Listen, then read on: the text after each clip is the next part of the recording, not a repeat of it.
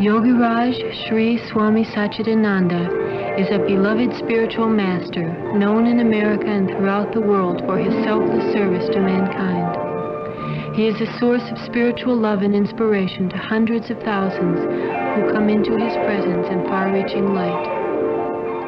Swamiji was born and raised in South India in the midst of a highly spiritual family and rich Hindu religious tradition. He worked in the areas of agriculture, mechanics, electricity, cinematography, business, and lived a householder's life for 5 years.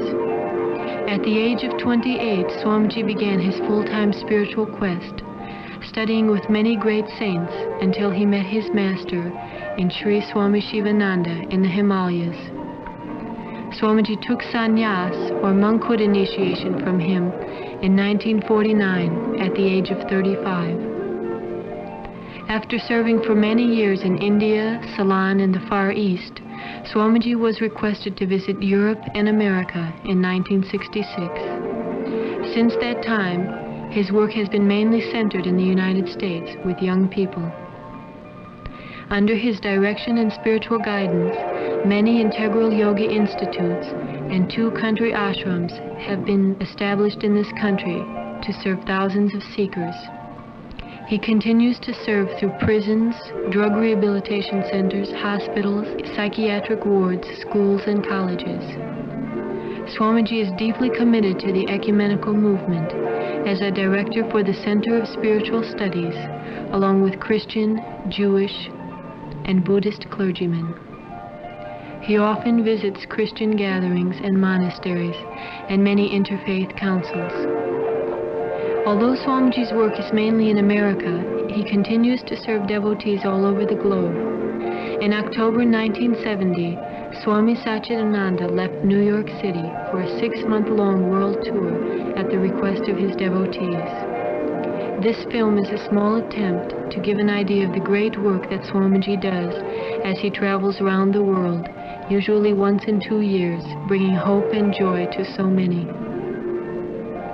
Swamiji began the tour in Europe, visiting 7 countries within 3 weeks, giving countless public lectures, radio, TV, press, and personal interviews.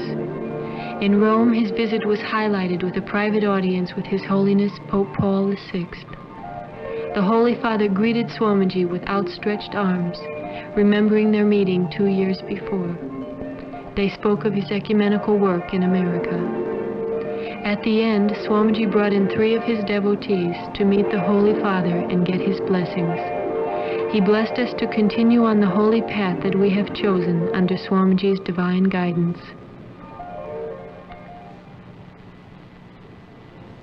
Swamiji arrived into Bombay, India at dawn and was tearfully welcomed to the home of his eldest devotee, Srimati Sohini Mehta, and her family.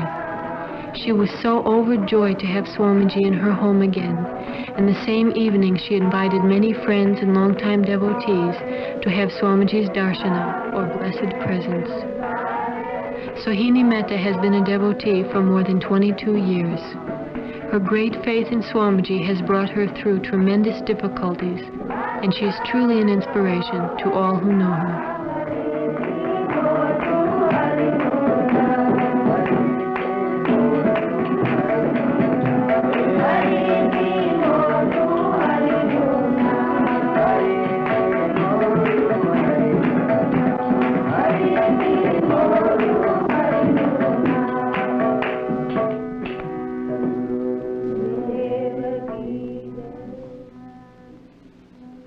The devotees constantly surrounded Swamiji with their soothing and elevating chants of the Lord's name and of his praises. Even this very young boy led all in this wonderful song.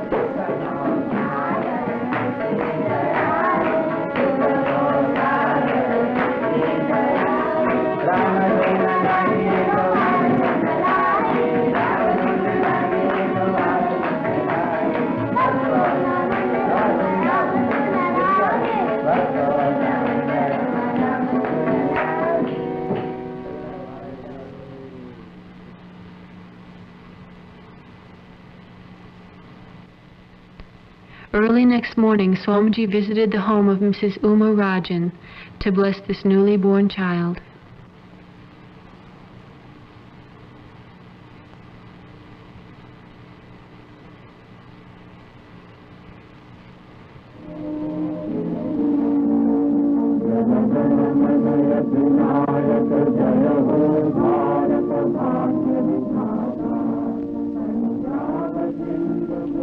Bombay is one of the largest cities in India. Many of the inhabitants are called Gujarati and speak the Indian dialect by that same name. When Swamiji was living in India, he often came to Bombay to visit friends and devotees. Every year he came to visit Mr. P.M.N. Swami and take part in their annual Ramana Maharsha Jayanti, a birthday celebration for the great saint. Mr. Swami and his family insisted Swamiji find time to visit them, even for a few moments.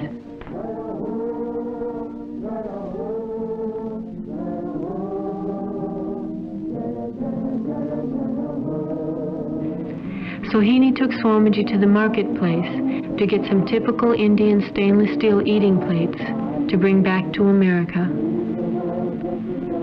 India is known for its deep spiritual heritage.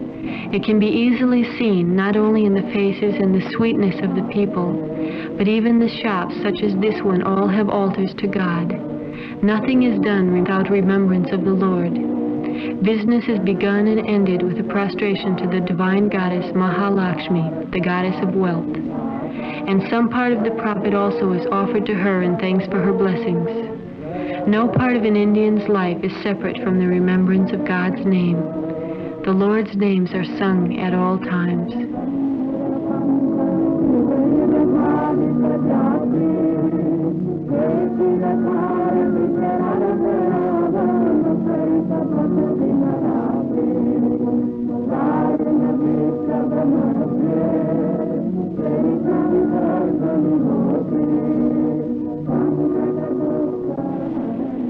As Sohini stopped to buy some fruit, a huge crowd gathered around us to see Swamiji and the motion picture camera, and we were barely able to leave.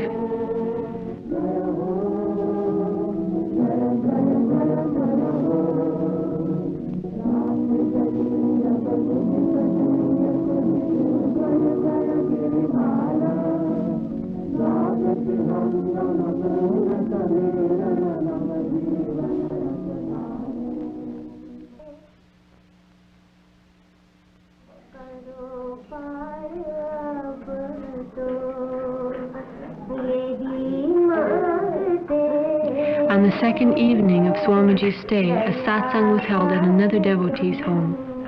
As always, they began with beautiful songs of devotion and were content to sit at his feet and listen to his words.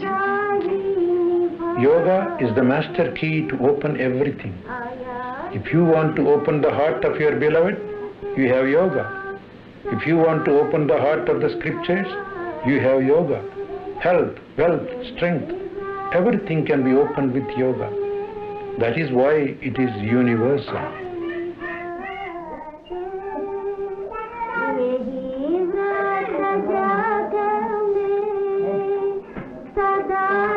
Afterwards they came one by one to receive his blessings and ask for personal advice.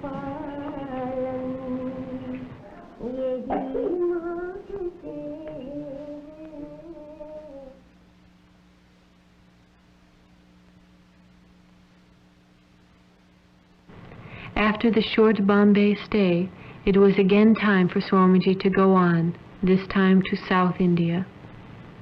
Sohini and husband Suresh Mehta quietly bid him farewell at their home.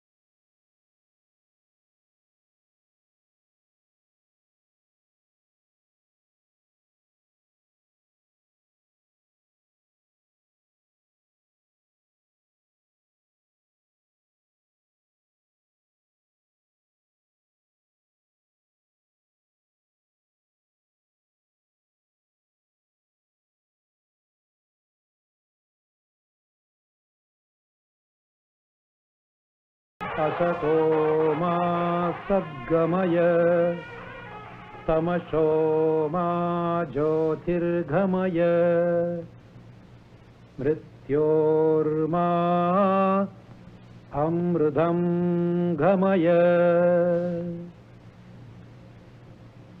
Om Shanti Shanti Shanti.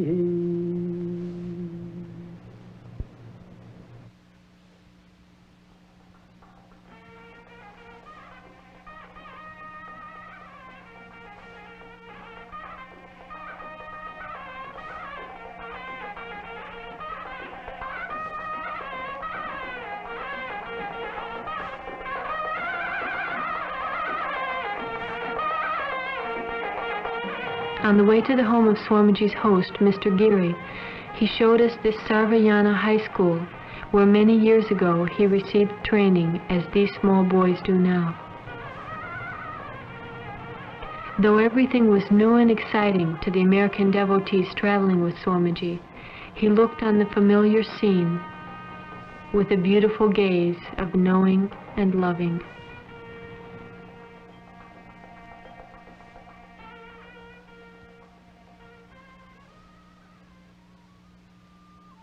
In the traditional way, Swamiji was welcomed to Mr. Giri's home. For several hours he sat with the members of his family and longtime devotees who gathered there, including his son Nanjapa, his uncle Mr. Krishnaswami Gaundar, and of course, his auntie. Until late into the night they were content to just be in his presence and hear his consoling words and listen to him tell of some of his work in America. There is a divine plan behind everything. If we allow ourselves to be used by that unseen force as good instruments, many things can happen in a mysterious, miraculous way. If we interfere with that plan by introducing our own plan, the egocentric plan, tension will be created. For in any event, ultimately the divine plan will win out. Before they left, Swamiji brought out some chewing gum packets that he had brought for the young children. It is a rare commodity there, and they were so happy to receive it from his hands. The next morning, Swamiji visited the home of his uncle, Mr. Krishnaswami Gaundar, with whom as a young man he once had an automotive business partnership. As he was leaving, he stopped to show us this shrine to Lord Ganesh, the elephant-headed aspect of God, near the front entranceway. Ganesh is the son of Lord Shiva and his consort Parvati. He is worshipped first in any ceremony, and his picture or image is kept near the entranceway to protect the home. During the trip we had the great fortune of visiting many ashrams and holy places significant to Swamiji's early life. Accompanied by his older brother, Sri Anachiappa, Swamiji was taken to this Perur Tamil college, where he was met by Sri Santalinga Swamigal, who is now the head of it. It is in this very hall that Swamiji, as a young boy of 8, delivered his first lecture on Ahimsa to a congregation of scholars and saintly men from the lap of a great saint. Sri Santalinga Swamigal was the 17th century founder of this madam or monastery, which bears his name. He is a revered spiritual master, well known for his beautiful Tamil poetry. During this trip they requested Swamiji to speak to the hundreds of Tamil poetry students in the college.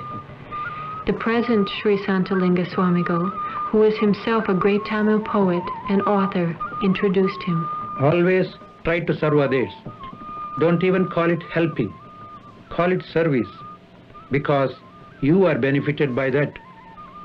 If a man begs from you and you give him something, you shouldn't think that you are helping him. Instead, he is helping you. Hasn't he given you an opportunity to express your generosity? On leaving, Swamiji was surrounded by devotees and friends, including this gentleman who remembered him well from his school days.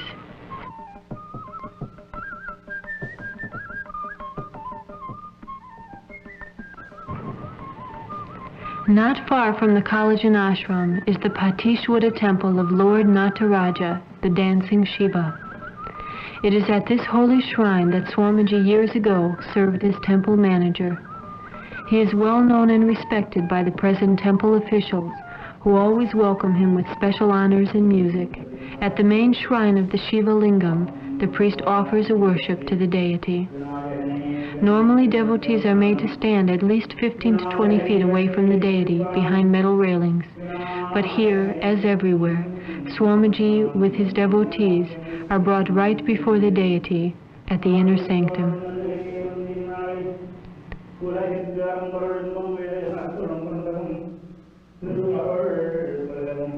Most Hindu temples have an inner courtyard around the central altars, and it is the custom to walk clockwise around, paying homage to the different aspects of the Lord residing in various shrines along the way. There are not many gods, there is only one. And that one has no name, no form, and no place. He is everywhere, and in actuality he is neither a he, nor a she, nor it. But such abstractions cannot be grasped by our limited minds. Only when the mind expands to a greater capacity can we understand the infinite things. That's why, according to our capacity, the Infinite One reduces himself to a lower level.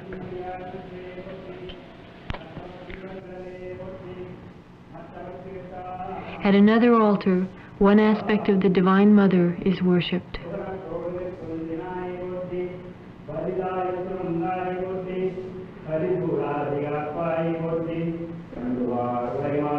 At last, the presiding deity of Lord Nataraja himself is reached. It is before this image of the dancing Shiva, Swamiji would often sit and meditate throughout the night when he was temple manager here. Lord Nataraja symbolizes the 5 actions of God. In his hands he holds the symbol of the first sound of creation and the fire of destruction. One hand is raised in the symbol of protection, while the extended arm and leg symbolized his veiling or Mayic nature, and shows that by going to the feet of the Lord, we obtain his grace. In the courtyard, Swamiji was welcomed by the temple elephant. Years ago, he once saved this same elephant from overwork and cruel treatment, and everyone was amazed to see that he clearly remembered Swamiji with great affection. Another ashram dear to Swamiji's life and family is the Gaumata Medalayam, now headed by Sri Sundara Swamigal, who is walking next to him here. He insisted that Swamiji visit the ashram grounds again, where Swamiji had spent much time as a young boy. Sri Ramananda Swamigal was the founder of this ashram 3 generations ago, and was a close relative to Swamiji's family. He was a great devotee of Lord Muruga, and was known to have performed many miracles. Living in seclusion, he came out only once yearly to bless his disciples with his presence. His chief disciple was Sri Kundaswami Swamigal, a great Tamil language poet and author. He was also a great Siddha yogi who performed many miracles, and devotees claim he visited them spiritually to save them from accidents and guide them in their spiritual practices. He can be said to be the first spiritual teacher for Swamiji when he was a young boy. Sri Sundara Swamigal, the current head of the ashram, is the 3rd generation in this line.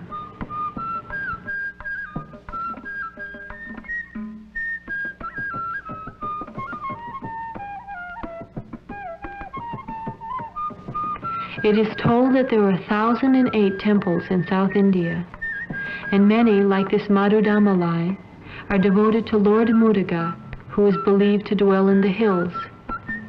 The vehicle of this deity is the peacock, which are allowed to freely roam the temple courtyards.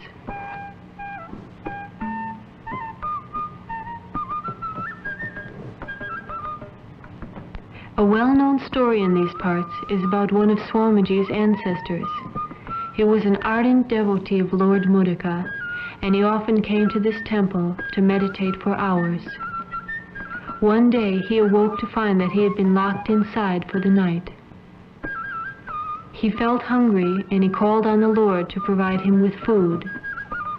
Soon the temple priest entered with food from the temple kitchen, which is kept as an offering to the deity. After the meal, he resumed his meditation. When morning came, the priest unlocked the shrine and was surprised to see him sitting there. He apologized for locking him in and immediately offered him food. The devotee soon realized that the priest had not fed him that night. It had been Lord Muruga himself.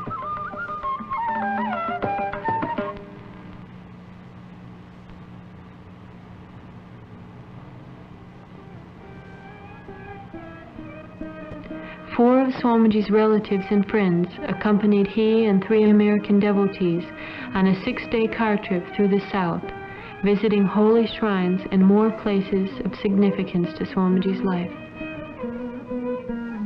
The southernmost tip of India is called Cape Comorin.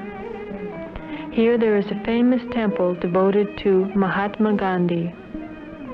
On a small island not far off the coast is a temple dedicated to Swami Vivekananda.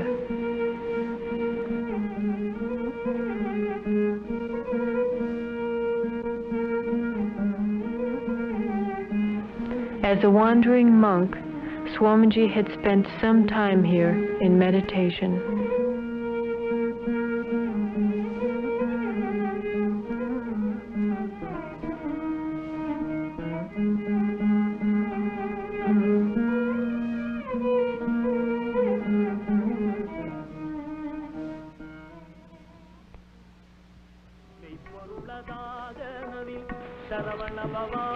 Palani Hill Temple is one of the most revered holy places in the south. It is here that Swamiji's mother came to Sadhu Swamigal. She received a mantra from him for meditation prior to Swamiji's birth. By repeating the mantra, she prayed to give birth to a spiritual son. It was here also that Swamiji came as a young man to worship and undergo intense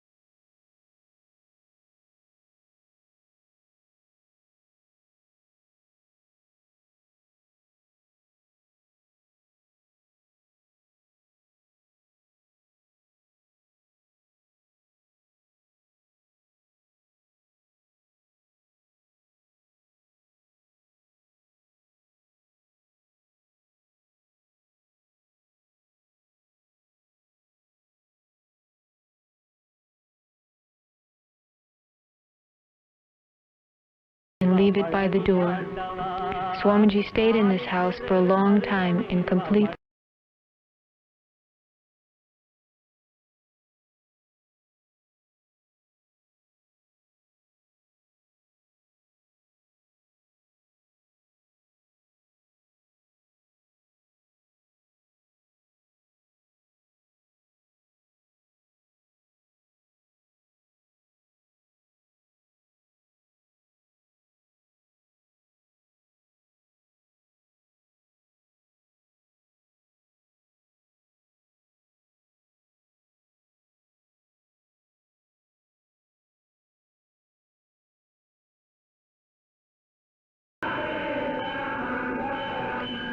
Returning from the south, we briefly visited this Ramakrishna mission in Tiruparaiturai. It is here that Swamiji studied under Swami Chidbhavanandaji and took brahmachari or pre-monkhood initiation. He was given the name Sri Samba Shiva Chaitanya, as he was known until he took sannyas and became Swami Satchidananda. The resident monks were overjoyed at his visit.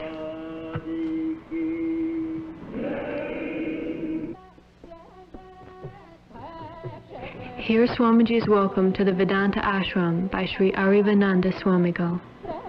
As most everywhere in the south, he is well known and dearly loved by the people. They arranged this outside talk, and afterwards served wonderful tender coconut water.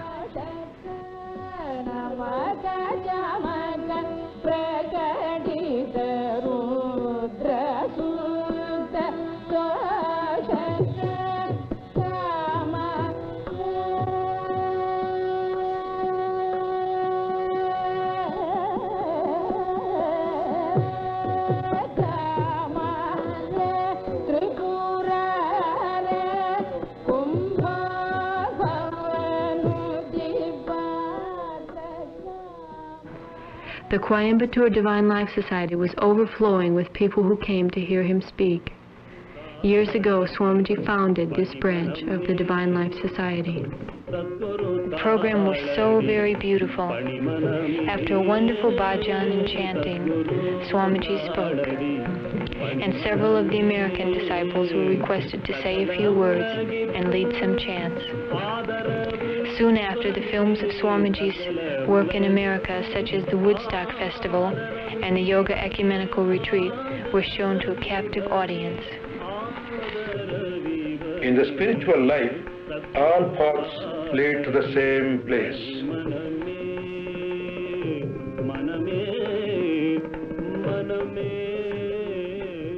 Mr. G.D. Naidu was so happy to see Swamiji again. He is well known as a technical genius, and as a young man, Swamiji worked in his factories. Swamiji recalled how on his last visit here, Mr. Naidu had offered him a ride from one function to another, but instead had tried to kidnap him to his house for a few quiet minutes alone. Swamiji's sons and relatives gathered for a puja or worship at his feet as he entered the home of his brother-in-law. The worship of great saints is a traditional way of showing great reverence and devotion to the divine manifesting in human form. By worshiping the feet, the devotee expresses his own humility, thus making himself receptive to receive the divine grace.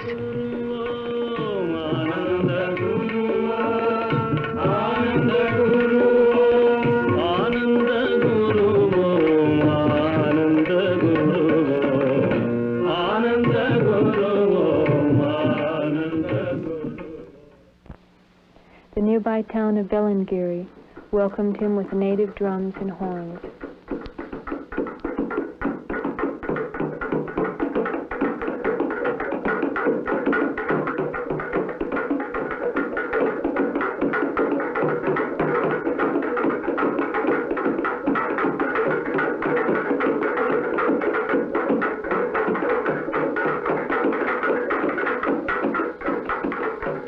Swamiji gave an outdoor talk this night, and they requested him to come back and set up an ashram there.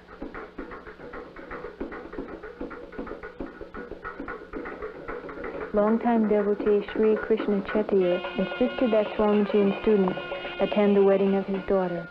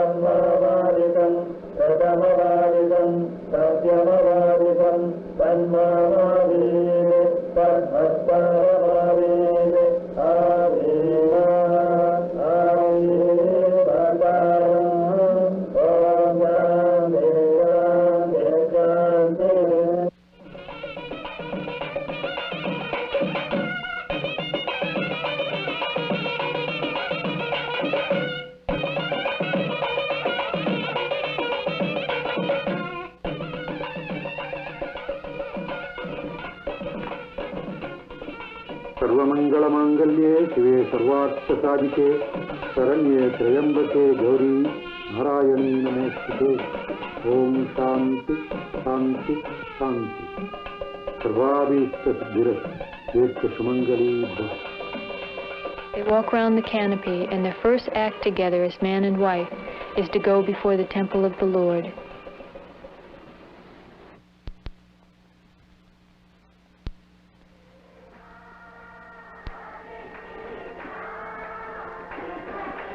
In Uti, high in the southern hills, Mr. Giri garlands Swamiji, one of the many times he did so during Swamiji's visit. Mr. Giri tried to stay with Swamiji as much as possible, and when he wasn't there himself physically, he took all precautions to make sure that Swamiji was well taken care of and kept in good hands. Also in Uti, Swamiji visited this bhajan hall, where he was received so warmly.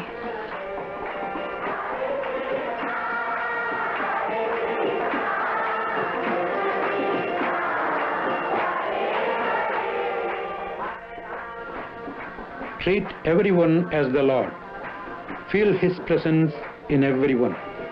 If you see the entire universe as a divine representation, you will start going out and serving everyone, irrespective of caste, creed, color, or country.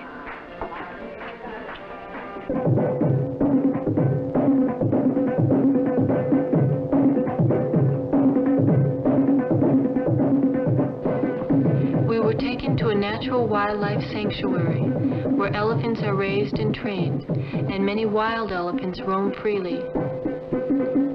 They arranged for a special treat, an elephant ride.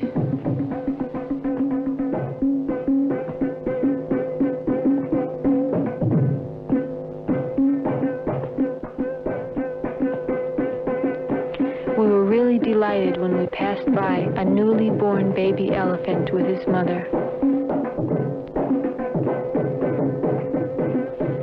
The light is always within you, but it is up to you to make use of it.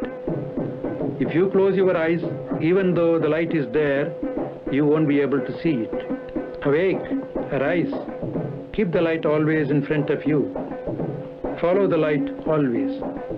If you keep that light constantly in front of you to lead your way, you will always be the master.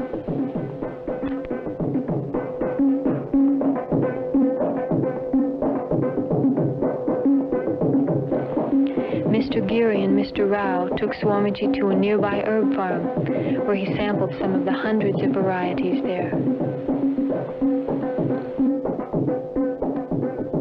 The highest point in Uti is known to be always covered with clouds, but all were surprised during Swamiji's visit when the clouds broke and you could see for miles around. On the way back, we passed by this building where Swamiji once conducted a nature cure camp with the well-known Dr. Bhikshu Swami for poor people, including many untouchables. Nearby is a beautiful small temple. At this spot, the great saint and mystic Sai Baba appeared to Swamiji and a few others in the form of a snake. They were meditating when the hooded cobra suddenly appeared at the center of the altar. They offered some flowers, and after some time he quietly left. The temple was erected to commemorate that event.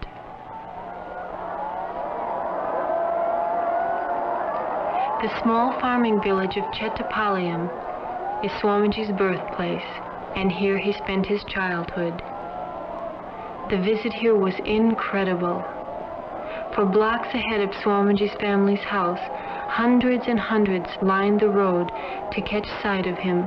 He could hardly move through the town, though several men tried to clear a way. Hands came in from all directions to touch his hands, his gown, his feet, his hair, with real reverence and devotion. Inside, the house has been turned into a pilgrimage center and spiritual meeting place. This was his first visit since the installation. There were so many people that the vast majority were forced to stand outside and watch as the fortunate ones came in to touch his feet and receive the holy ash. They kept coming for this blessing until finally Swamiji had to stop them so that the rest of the program could go on. In these very rooms, Swamiji ran and played as a small boy at his parents' feet. His father, Sri Kalyana Sundaram, was a well-respected and revered town leader and a talented Tamil poet. Due to his earnest religious piety and loving heart, Swamiji as a young boy was exposed to all the saintly and learned men who were always welcomed at his house. Members of the spiritual group Sanmarga Sangam sang some beautiful chants in Swamiji's honor, and a beautiful puja was worshipped at the altar. It was a truly great inspiration for us to see such deep respect and reverence shown to Swamiji in the very house of his birth. Well, friends, I'm happy to see you again. I know you are all the great devotees of Lord Shiva and Lord Muruga. You are all Saivids. I see the holy ash smeared on your forehead. But please know that the significance of the holy ash is purity. So this purity should permeate in all your life, in your thoughts, words, and deeds. Afterwards, Swamiji was taken outside to the nearby temple courtyard, where thousands had gathered to hear him speak in Tamil, their native tongue. அன்பு பெருமக்களே, உங்களது இக்குதூகலமான வரவேற்புக்கு M அனைவரது சார்பிலும் நன்றி தெரிவித்துக் கொள்கிறேன். இறைவன் உங்கள் எல்லோருக்கும் உடல்நலம், உளநலம், மனநலம், இறைநலம் ஆகிய சகல நலங்களையும் அருள்வாராக. வணக்கம். Leaving the next morning was difficult, as many still wanted to see and touch this holy man from their own village, whom they all remember so well.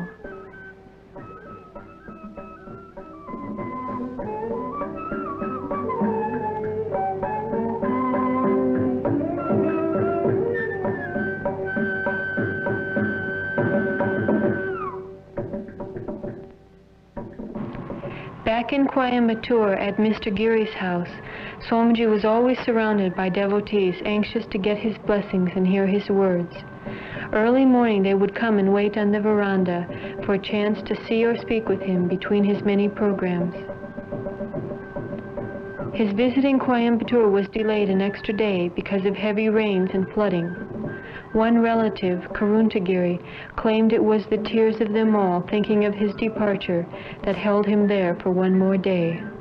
Clear skies the next morning were met with mixed emotions, as once again Swamiji had to leave the presence of the beloved people of Coimbatore.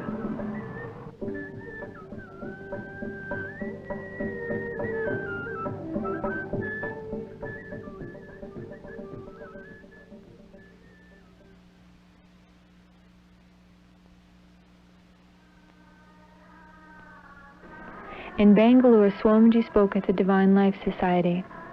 The children sang this beautiful chant for him, and it was an especially moving time for me, as one Indian woman came softly crying and holding on to my arm, told us how blessed we were to be so much in Swamiji's presence, and that we should never, never leave him.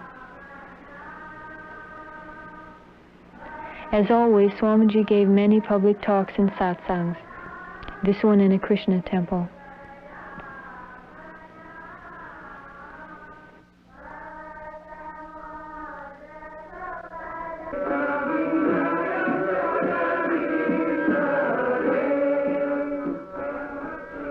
At the home of Swamiji's host, Mr. Sitaram, a Pada Puja was performed by Swami Vidyananda Mataji. She's a long-time devotee of Swamiji's from Kandy, Ceylon, and several years ago she received the Holy Order of Sannyas, or monkhood, from Swamiji there.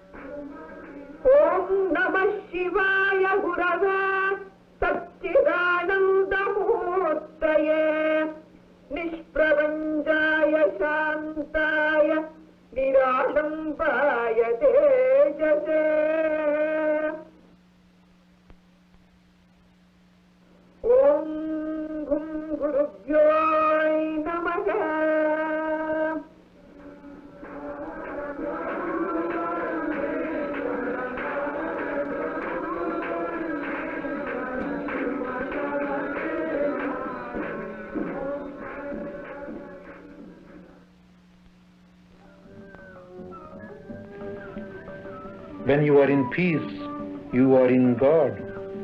You are with God. In nearby Mysore, we visited a temple to the Divine Mother. Swamiji made new friends near the famous Nandi bull.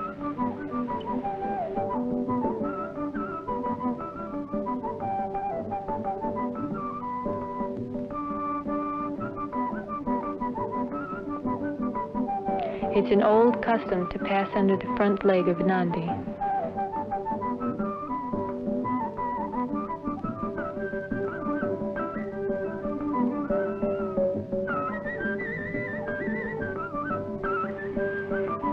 He is the guardian of the temple area.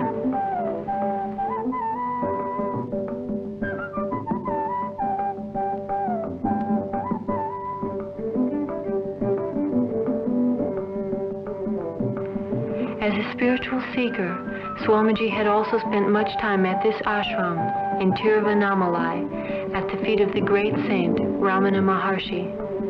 He was there until just 7 days before he left his physical body.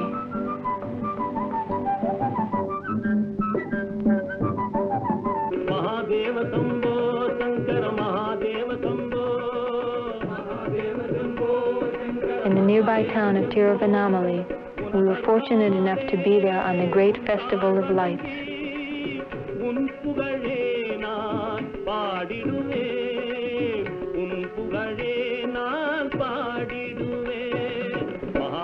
Swamiji and disciples watched from the temple roof as thousands joined in the celebration. Chanting went on all day as many more thousands climbed to the top of the hill.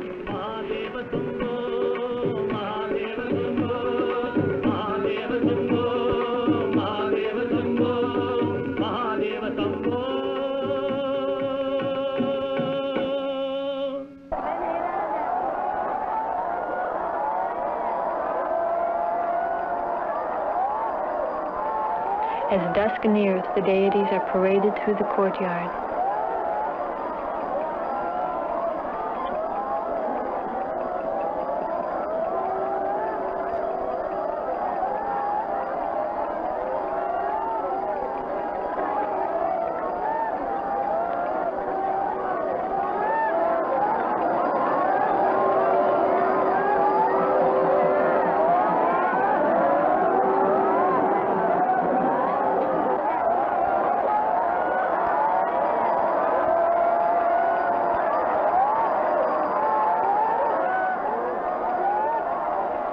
Preparations for a fire are made, awaiting the signal from the hilltop to be lit.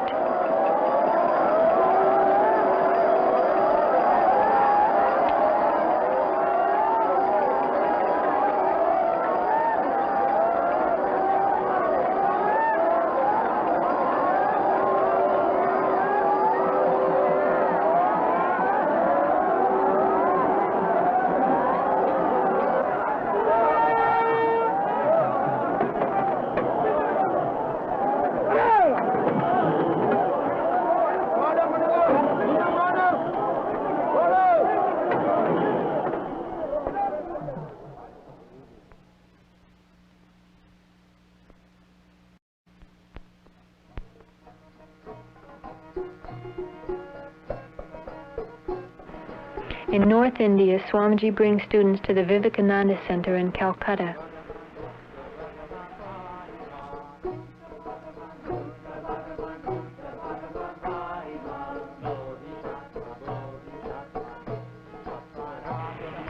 In Buddha Gaya, all meditated under the sacred Bodhi tree, where Lord Buddha is said to have reached enlightenment.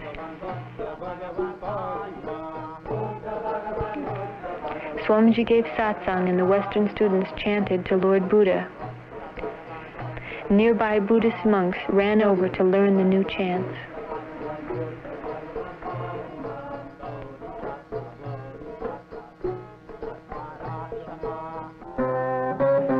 In Benares, all were purified by a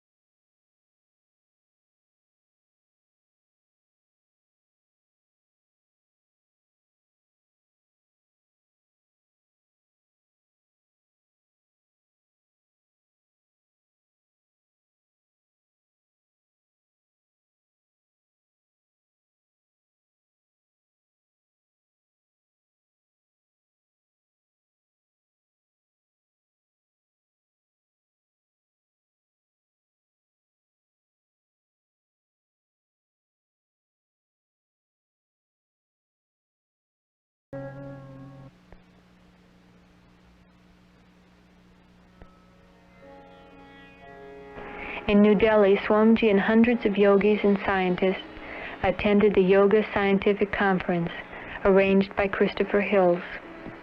Talks and seminars went on throughout the many days. Beloved friends, let us thank the Lord for having brought us together. Let us rise above all these man-made differences and go right to the spiritual oneness. Let us always learn to see the unity in diversity, so that one day we will enjoy the much needed peace and harmony all over the globe.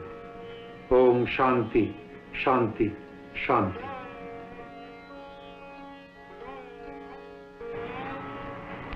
Swamiji took us early one morning to pay homage at the tomb of India's great saint, Mahatma Gandhi.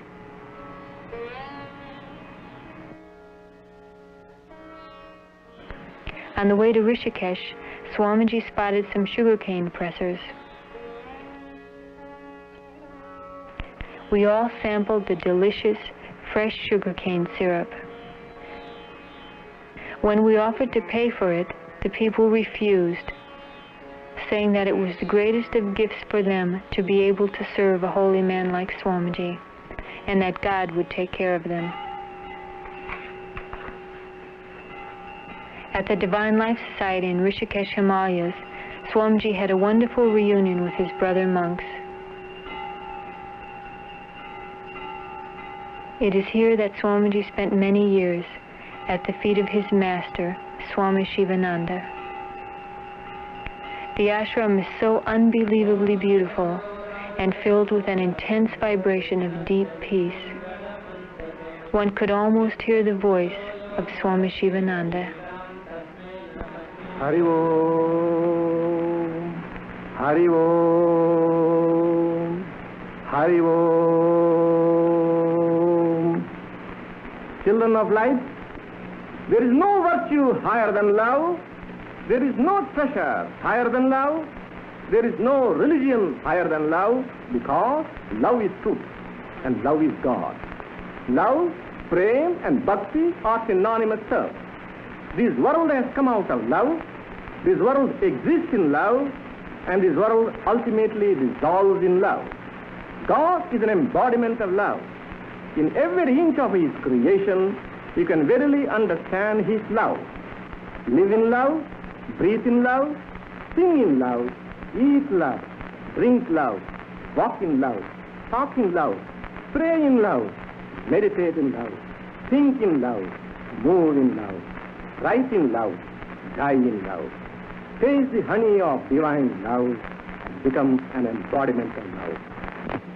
Mohan banti wala tumko laako pranam.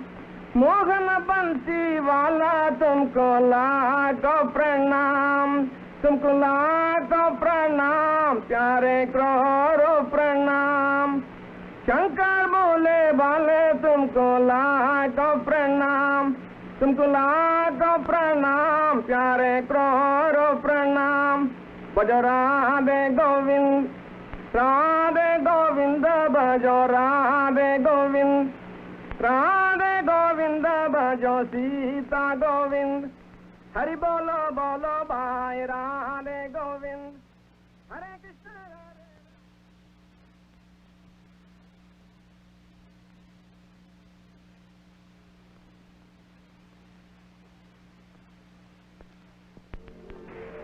About 15 miles up the Ganges is Vashishta Guha. Here Swamiji leaves the cave where he has meditated many times and received many spiritual experiences. Here he stayed for some time with the great saint Swami Purushothamananda.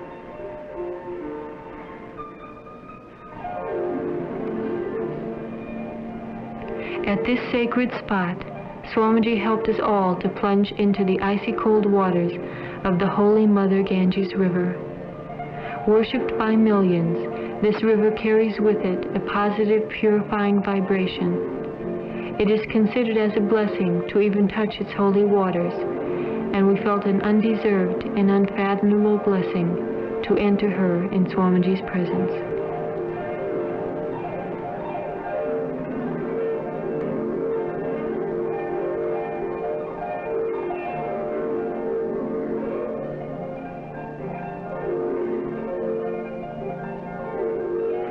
The ride back to Rishikesh was beautiful.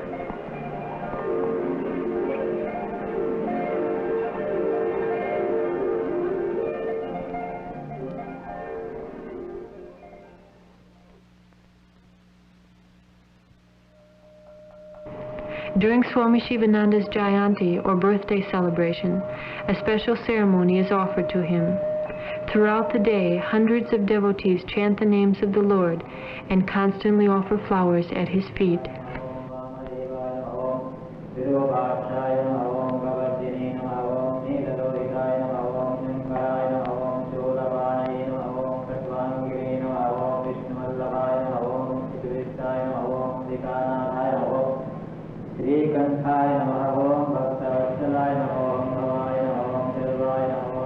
As an ashram inmate, Swamiji was a teacher of Hatha and Raja Yoga, and during the several-day stay there, he was again requested to demonstrate some yoga postures. And afterwards, his disciples gave a group demonstration also.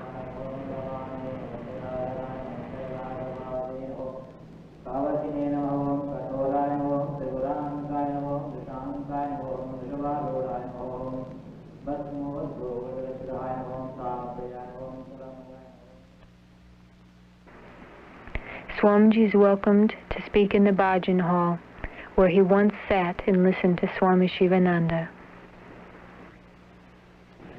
The young people today are being transplanted into another area altogether. And so we see this shaking. We see it all over the globe. But I see a very bright future. The West has realized the superficiality of the material life. The West is crying for true knowledge and is getting it. I have a great hope. There is great awakening. The whole world is going to enjoy the peace. Day by day, I see it progressing. The next day, he bid farewell to his beloved spiritual brothers and sisters.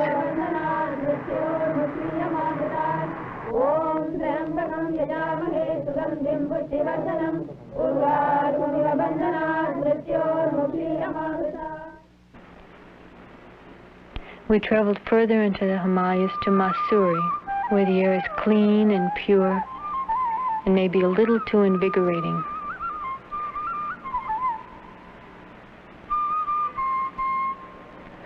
From here we could see the peaks of the Himalayas deep in Tibet, including the famous Mount Kailash, where Swamiji once made a long pilgrimage.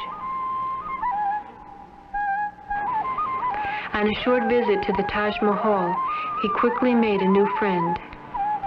We were all torn between the grand beauty of the Taj and Swamiji's simple, living beauty.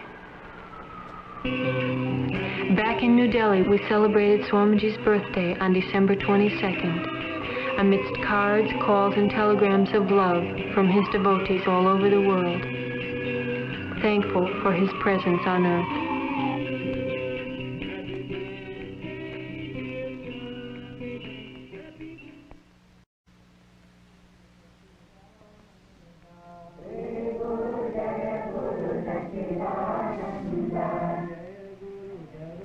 Ceylon is called the pearl of the Indian Ocean. It is a beautiful emerald green land of tea plantations and rolling hills. The life is simple and the people are pure, hard-working, and full of devotion. It is here that Swamiji lived and worked for 12 years before he was brought to the West. Continuing on his world tour, Swamiji, accompanied by 9 American devotees, arrived into Ceylon on Christmas Day. On the road to his Kandy ashram, this group of people were waiting to welcome him home after a 2-year absence. Here he is greeted by Mr. Rasaya, a longtime devotee and neighbor of the ashram. Along the same road, a shrine has been erected, and they stop to offer puja or worship at their master's feet.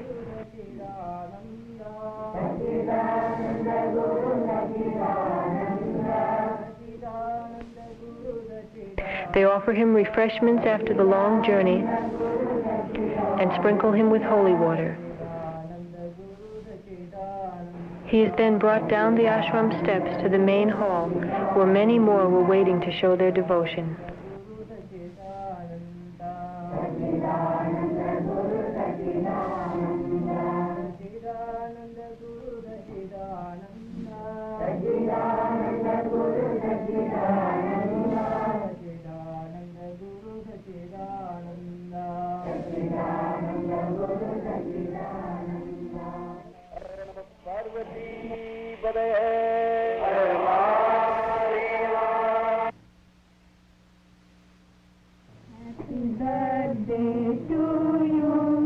The next day, devotees came to Kandy from every corner of Ceylon to celebrate Swamiji's birthday. Morning till evening was filled with expressions of their deep love and joy at having him back again. His last visit had been more than 2 years earlier.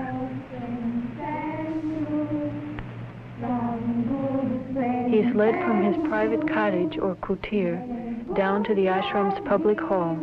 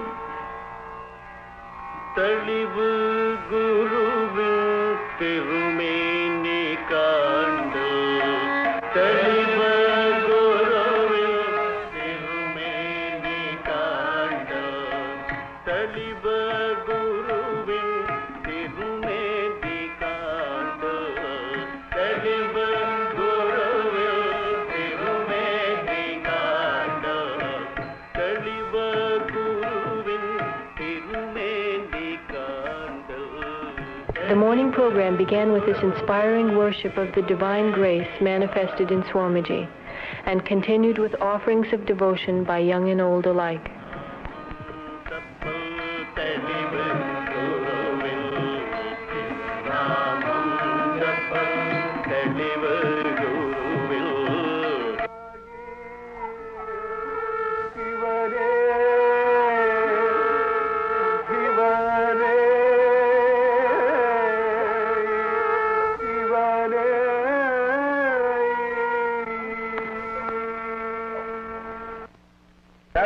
Shri Satchidananda Ji Maharaj ki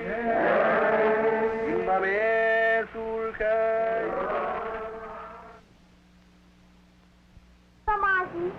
A Tamil poem describing Swamiji's great qualities was written and recited by this young devotee.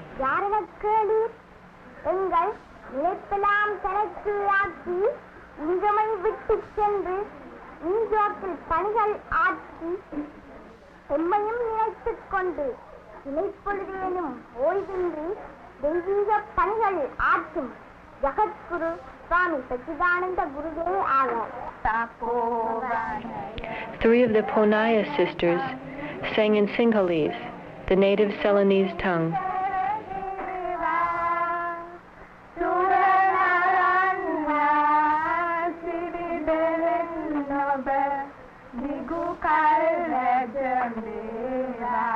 ஒளிபரத்தி வாழ்க வளர்க தவமணி பைய சுடராய் ஒளிபரத்தி வளர்க வாழ்க தவமணியே. Sri Sadhguru மகாராஜிக்கு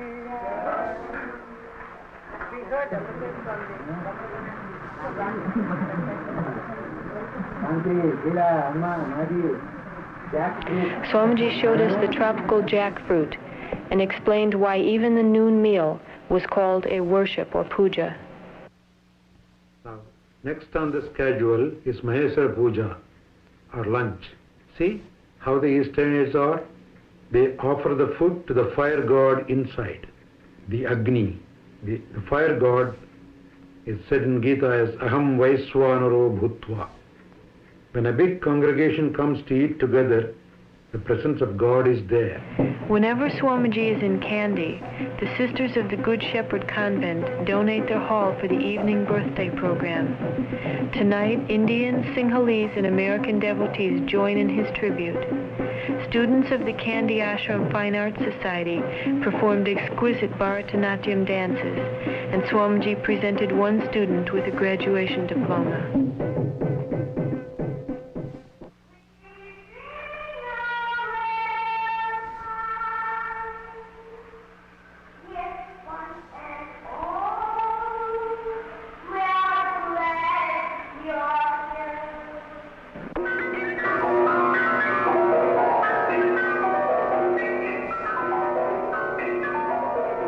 Father Joachim Pillai expresses everyone's thoughts in these words.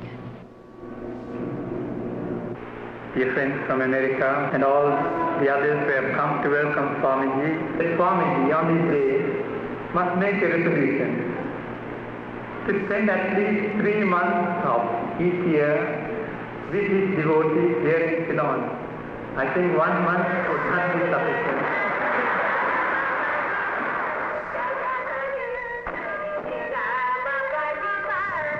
Padma and Jaya Rasaya, two students of the Kandy Ashram Fine Arts Society, danced the part of Lord Shiva and his consort Parvati.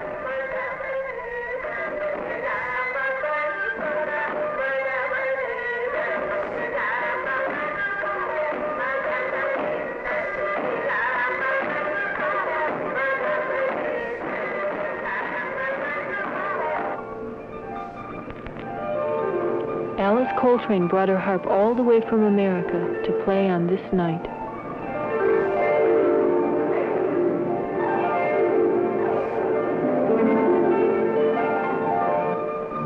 Real truth is expressed by silence and understandable by silence.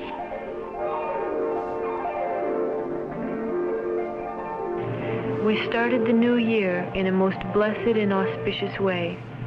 The 1st of January found 24 of us together beginning a 10-day retreat under the guidance of our beloved Gurudev.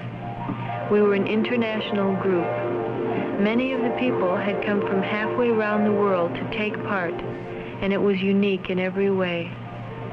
The retreat was conducted at the YMCA Youth Center camp in Wellamata, a beautiful spot high up in the mountains with a commanding view of the lush green scenery and tea plantations for miles around. For 2 days, we followed a strict retreat schedule until, much to our surprise, Swamiji made everything completely voluntary, except the morning and evening meditations and the beautiful silence.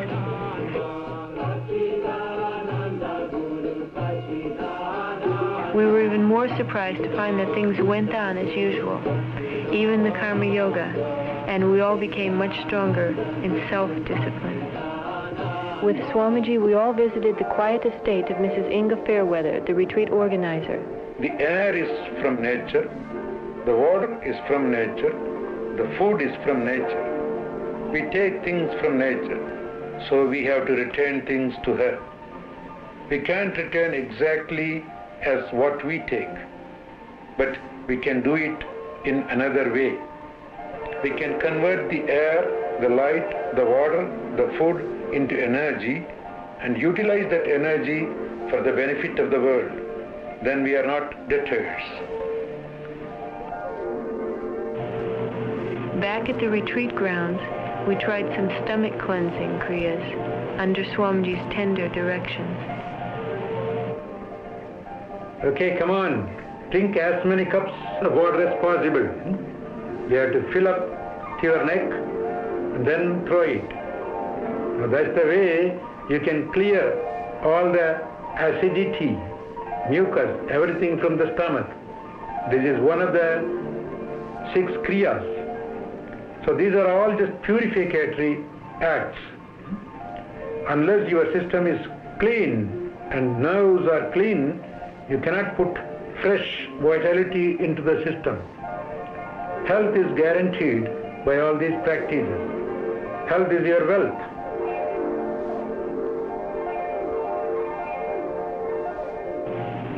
Everyone agreed they preferred the outside satsangs, especially this one, which turned into a class in the finer techniques of Frisbee.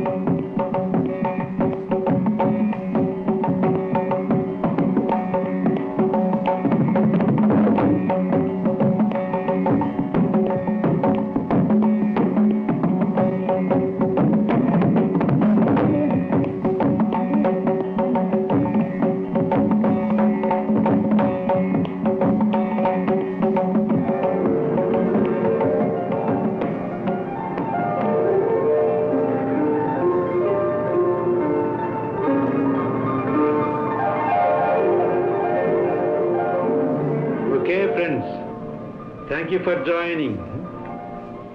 Wish you a very good trip.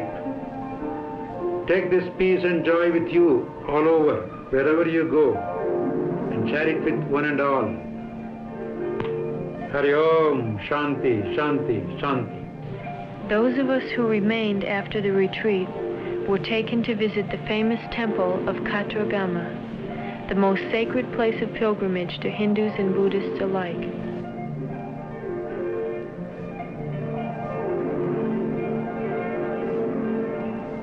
The temple is surrounded by virgin forest, and at its feet flows the Manik Ganga, where we bathed before going on to the temple itself. Lord Subramanya, the son of Lord Shiva, is worshipped in this holy shrine, but there is no image or idol of him seen in the temple. He is worshipped there as the all-pervading spirit of the universe. There is much music and processions at festival time.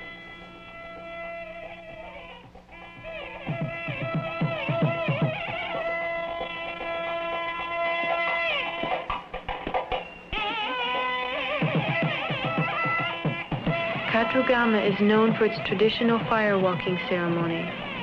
Faith in God is shown by many devotees in their ability to walk across the burning coals without getting burned. We arrived back at the Kandy Ashram on January 14th, a holy day called Thai Pungal. A puja, or worship, is offered to the sun. Each makes his own salutation.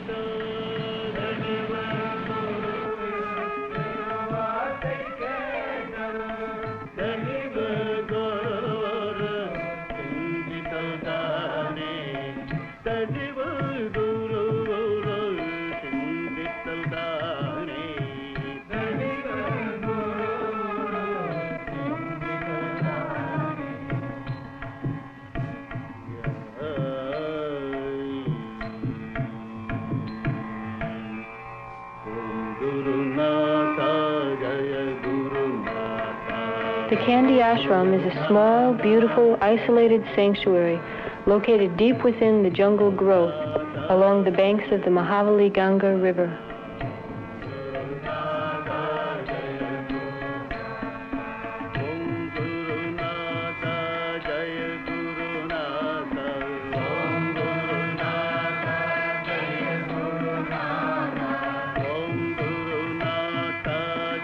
Swamiji resumed his rhythm of receiving interminable visitors and giving darshan every morning.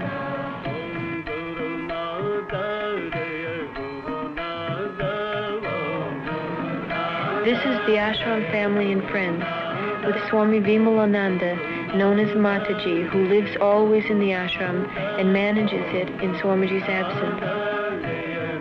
This is in front of Swamiji's kutir with Mrs. Rasaya, a pillar of Swamiji's Ceylon work and the head of the Ashram's Fine Arts Society.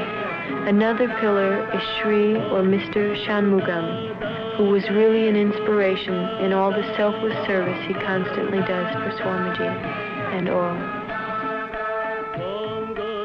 Swamiji gave many talks to nearby groups and organizations. Here he speaks to the young people at the Kandy Youth Club, and some of the American disciples were requested to say a few words.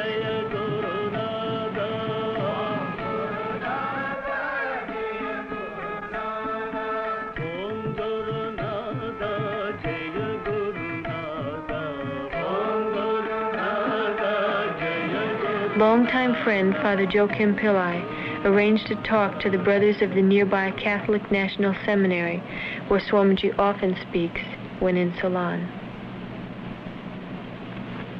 Swamiji gave a talk and narrated a group Hatha Yoga demonstration at the sports club grounds in Kandy. Soon after, 2 Hatha Yoga classes were set up to be taught by Swamiji's 2 French devotees who planned to remain in Ceylon for a while. One is now called Swami Yogananda, after being initiated into the Holy Order of Sannyas by Swamiji in January.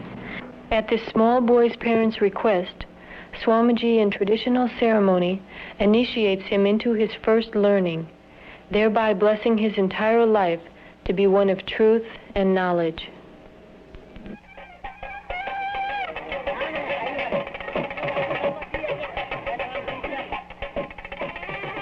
Swamiji visited the town of Hatton in the upcountry, where the whole town turned up for procession down the main street and up to the temple where he gave a talk.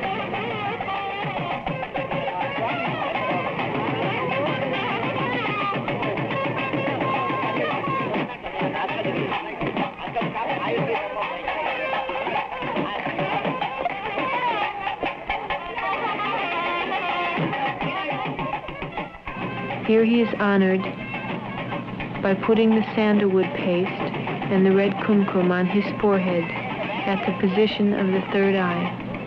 At the talk later, he inaugurated a religious class for the community.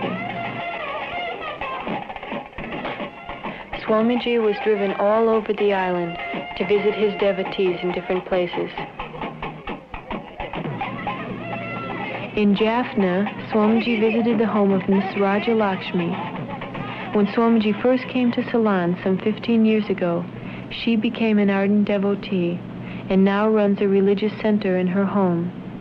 It was she who wrote a biography of Swamiji in the Tamil language.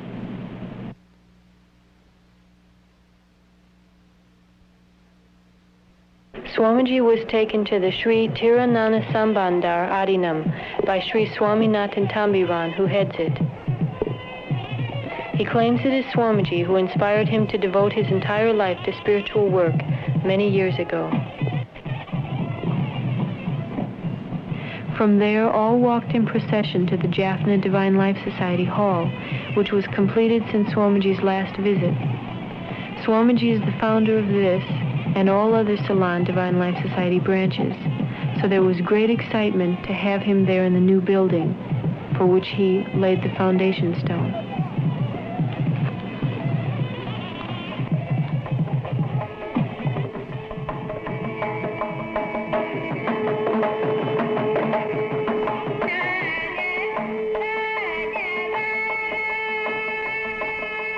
Inside, a worship service was performed, followed by talks and entertainment in Swamiji's honor.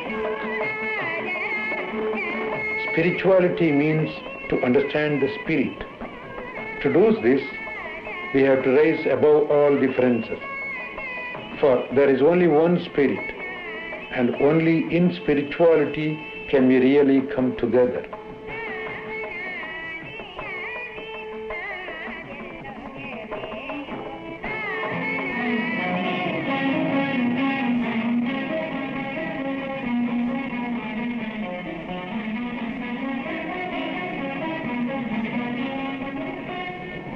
The ultimate quest of the entire world is peace. Only in peace do we have joy. Not by acquiring things, not by doing things, not by earning or learning, but by dedication. Your entire life must be a sacrifice. Think for the sake of others, talk for the sake of others, act for the sake of others, live for the sake of others.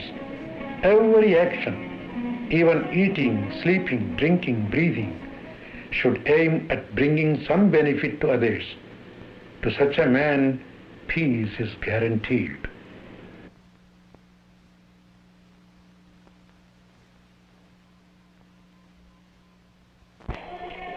The city of Trincomalee has a great meaning in the life and work of our Guru in Ceylon. It is like the kernel, the embryo of his mission on that island. It is the birthplace of our Kandi Mataji and of Swami Satchidananda Mataji, her sister, who first requested Swamiji to come to Ceylon. It is here he first began his work. Here, as everywhere we went, there was such devotion shown to Swamiji. It was really so inspiring for all of us. Swamiji was given a moving reception at the Koneshwaram temple. A new temple was built less than 10 years ago on the Swami Rock, the site of an ancient temple which was long ago destroyed by invaders. The beautiful golden deities were recovered from the sea below and the new temple erected around them. Swamiji offered the coconuts to the various deities as he was taken in procession around the temple.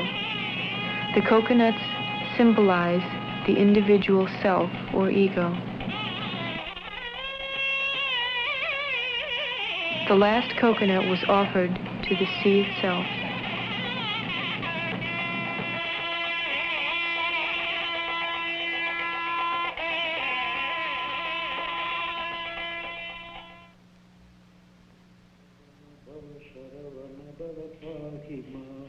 This is the Shivananda Tapovanam, built on the foundation laid by Swamiji, where he began his Ceylon work.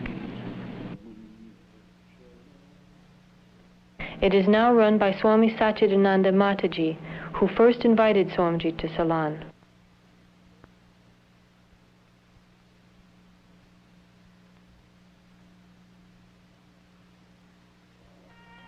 The trip back to Kandy was full of discoveries. The refreshingly cool, tender coconut water.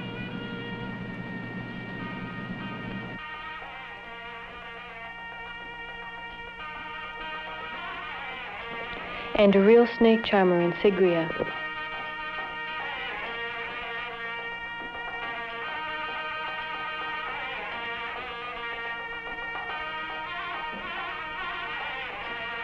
Swamiji visited Kotagala Bazaar in the tea plantation hill country.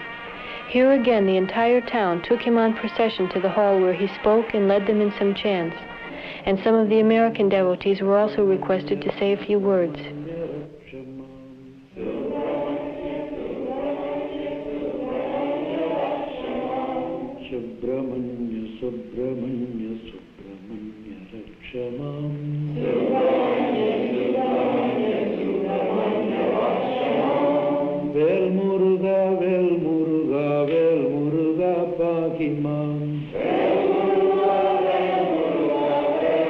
As you can see, they didn't want to let him go, but a few miles away at the West Hall Tea Plantation, all of the workers were waiting for him.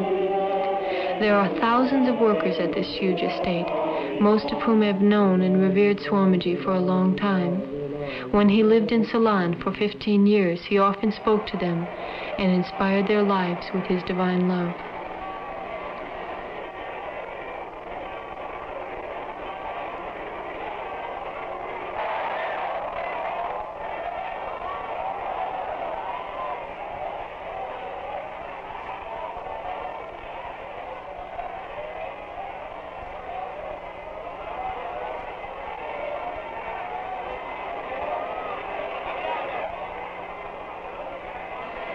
Swamiji tried to help them all come in and be seated, but there were just too many people.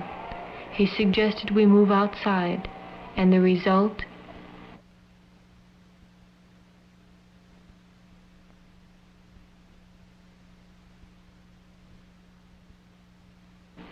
Was a Sermon on the Mount.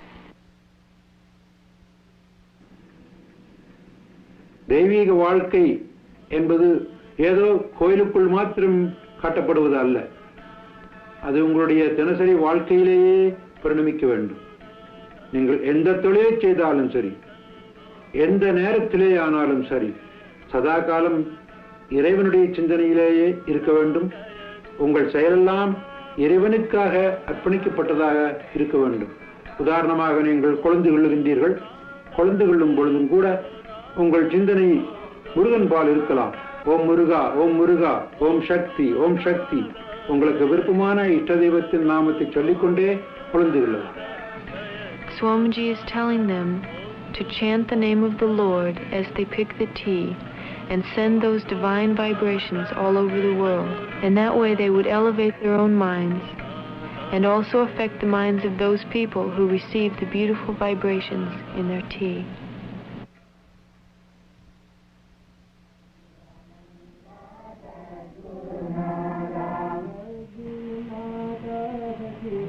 Mr. Mutaya, a local schoolmaster and religious teacher, is honored in the traditional way.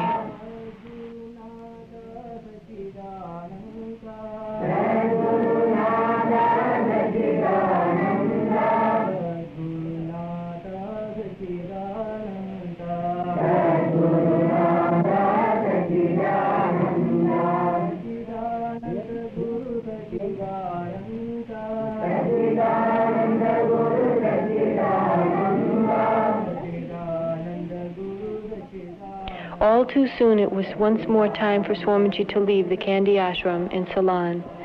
As always, they are sad at his parting, but all are confident in the knowledge and fact that his prayers and blessings are truly always with them, and that, as Swamiji says, in yoga there is no coming or going, there is only being together. And though their faces are mixed with emotions, they are happy and thinking of the people waiting in the next country. In Malaysia, Swamiji is welcomed by his brother monk, Swami Pranavananda. The definition of yoga is perfection in action. Whatever you do, your thoughts, words and deeds, let there be perfection. What is a perfect act? One that brings some benefit to somebody and no harm to anybody. Within 2 days, Singapore honored Swamiji with a ceremonial headdress and procession round the temple.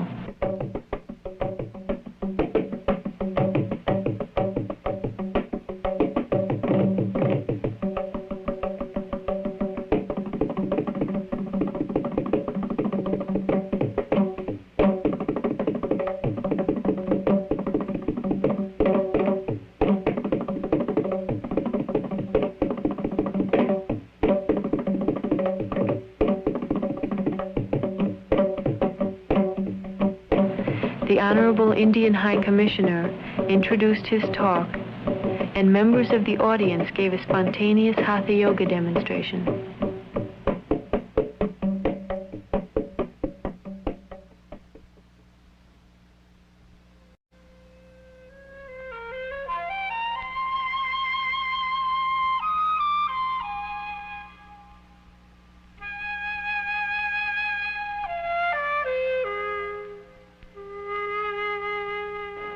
Hong Kong is like a second home to Swamiji, and his family was really happy to have him back again.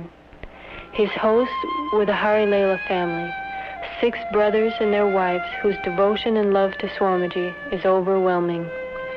This is George Hari Leela, the oldest of the 6 brothers. Thelma or Shanti Heitmeyer has long been a student of Swamiji's and now teaches yoga herself in Hong Kong. Swamiji was taken to the Hari Leela home, where, as always, he was met by Adon, the little son of Hadi Hari Leela, the second brother. Whenever Adon would see Swamiji, he would come, bow down, and sing a prayer. Then he would always come and kiss him on the cheek, and sometimes even give a little bite. In 1972, Swamiji came especially to Hong Kong for the wedding of Mohan Hari Leela, the youngest of the 6 brothers and the last to be married. For the 2 days before the actual wedding, there were 2 small ceremonies at the home. Here, Hadi and Padma act as the parents as she places a consecrated shawl around his neck, and the family priest instructs him in some prayers.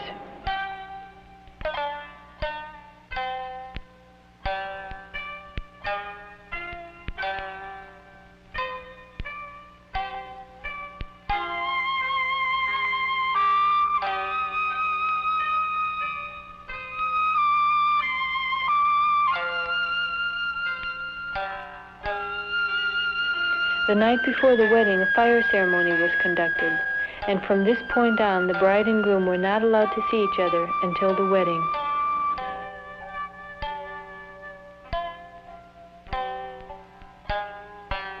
Mohan was so happy to have Swamiji there, and after every ceremony or event, he would come to Swamiji for his blessings.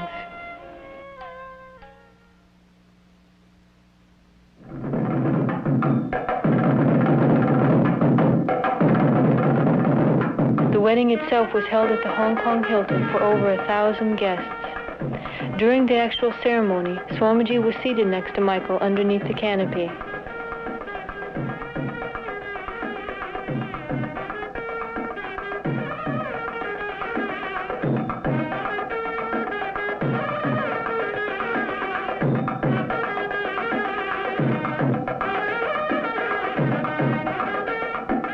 Here the priest reads from the scriptures and sprinkles them with holy water.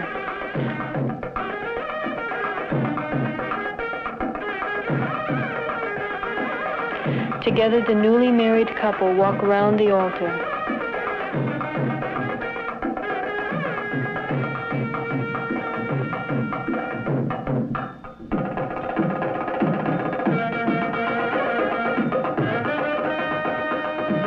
Swamiji gives his blessings for their new life and presents them each with a japa mala.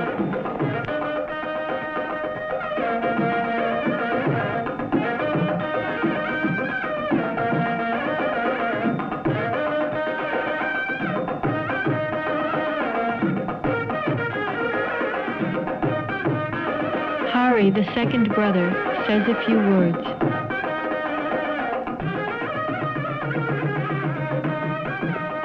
During the cutting of the wedding cake, Swamiji was spontaneously called upon to give this blessing. Beloved Michael and Sharmila, you have been brought together by God's grace.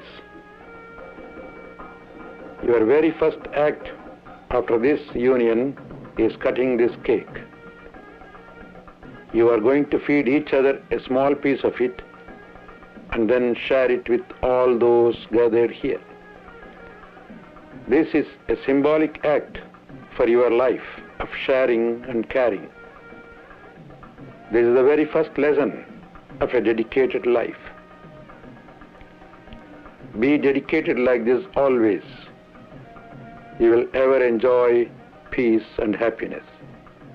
May God be with you and all. Om Shanti, Shanti, Shanti.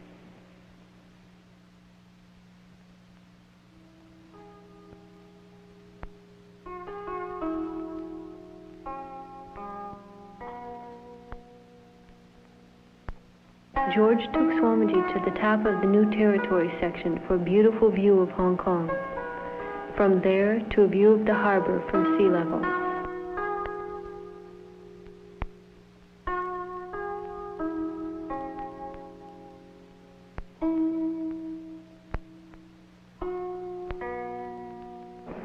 Several members of the Harilala family and friends, including the two younger brothers of the bride, joined in for the fun. We passed by the sunken wreckage of the Queen Elizabeth.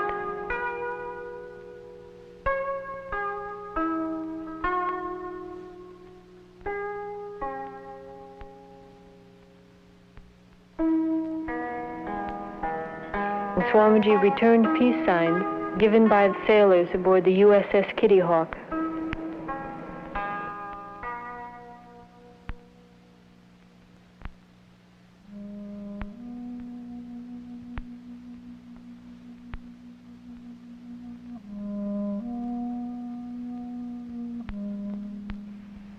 One evening they opened their house to Swamiji's many Chinese devotees.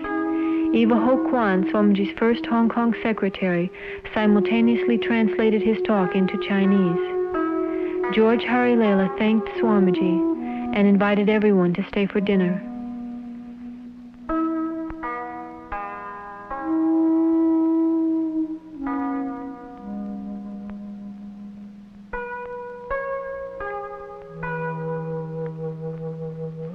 At the house, Swamiji gave morning Hatha Yoga classes to all the Harilela family members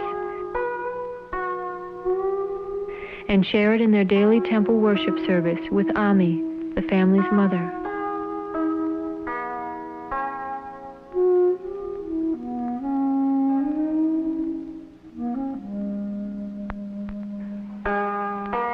Swamiji spoke at the Happy Valley Hindu Temple to more longtime devotees.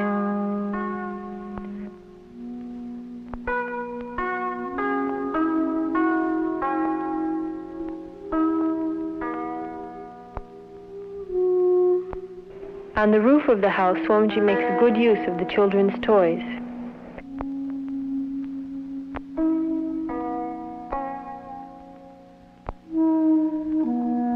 A one-day yoga retreat was held at the oceanside home of Dr. and Mrs. Tang.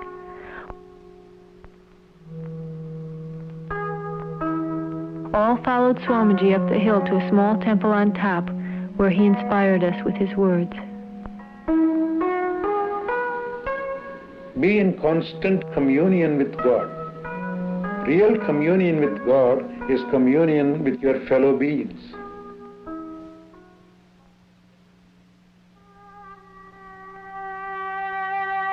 For 6 days, Japan held Swamiji in her serene embrace. In Tokyo, Swamiji visited an old friend, the Kamakura Buddha.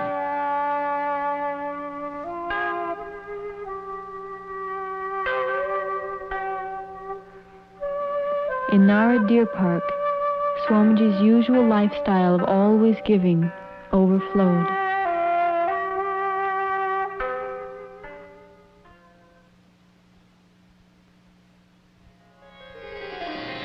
Swamiji stepped into Manila at a time when there was a great need.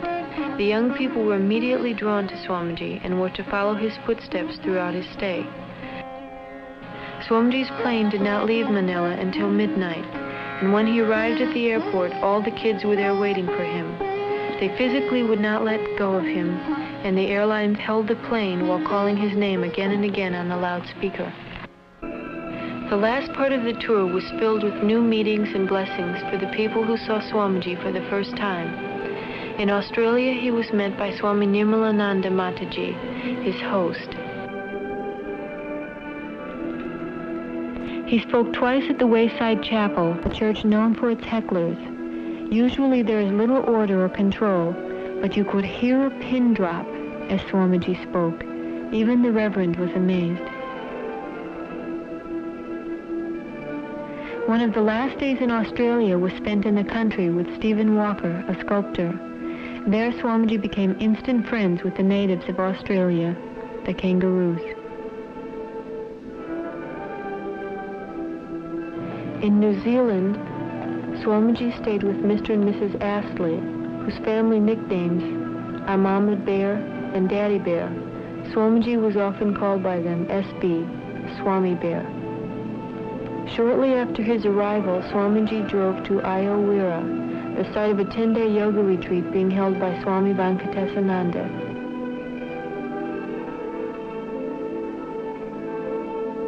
Swamiji gave a talk at the University of Auckland, New Zealand, where he was made to promise that he would come back for a few months. The Bear family took him on a tour of the island. He was bitten by a fish and symbolically led the way through the misty geysers.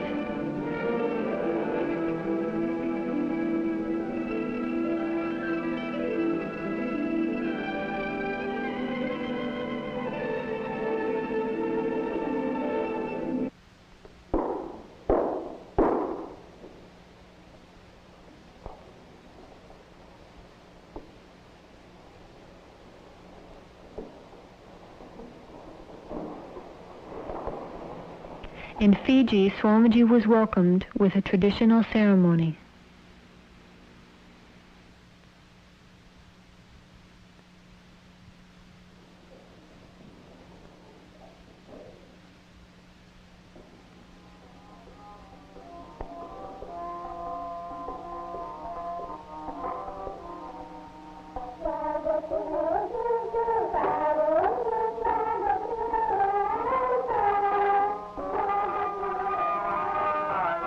On the long drive to Suba, he visited many farmhouses where people were waiting for his darshan. 18 Maharaj is the remarkable 5-year-old son of Swamiji's host, V.P. Maharaj.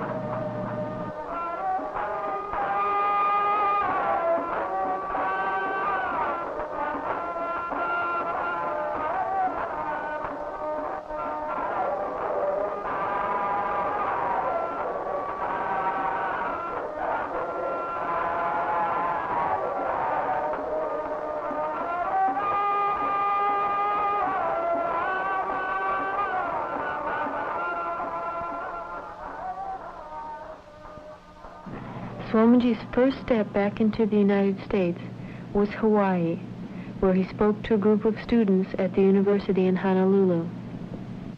For 6 months, Swamiji's American children had awaited the day of his return with longing. Finally, the day came, and after a 3-hour delay, he arrived at midnight into their loving arms in San Francisco.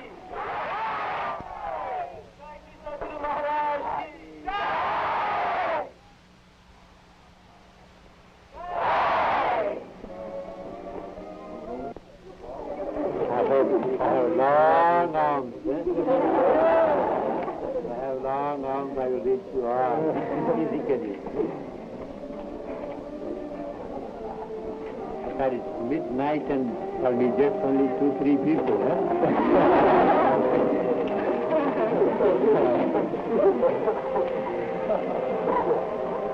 Hari Om, Hari Om, Hari Hari Hari Om.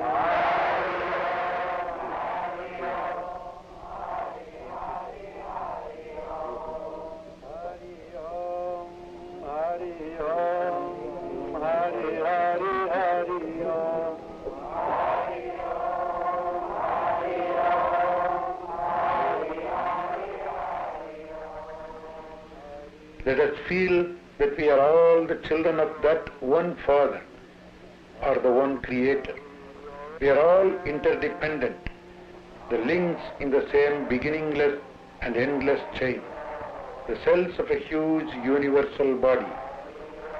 Come together, live together, talk together, walk together. We are all one. Loka samasta Shukhino bhavantu.